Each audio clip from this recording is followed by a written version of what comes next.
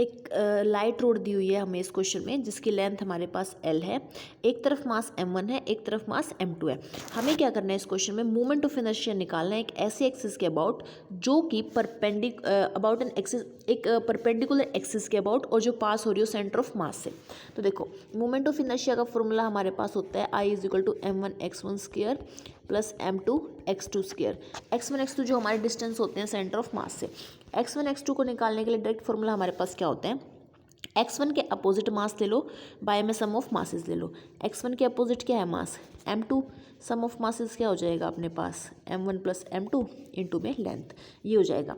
इसी तरह जब हम x2 निकालेंगे तो वो x2 के अपोजिट मास कौन सा है m1, sum of masses m1 + m2, length आ गई L। अब क्या करो, दोनों वैल्यूज़ को उठा के इस फॉर्मूला में सब्स्टिट्यूट करो। ये हो जाएगा I = m1, x1 का स्क्वायर करना है यानी कि m2 का स्क्वायर बाय में m1 + m2 L square plus में m2 m1 बाय में m1 + m2 का होल स्क्वायर साथ में L स्क्वायर, यहाँ भी होल स्क्वायर ले लो। अब क्या करो, देखो इसमें m1 m2 कॉमन निकाल लो।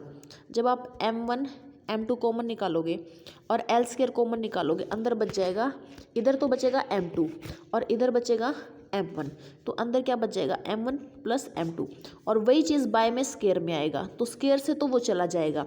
अपने पास सिर्फ क्या बच जाएगा, अपने पास उस टाइम पे बचेगा m1 m2 L स्क्वायर और बाय में m1 + m2 की सिंगल पावर। ये A पार्ट है जो ये हमारे पास बच जाएगा।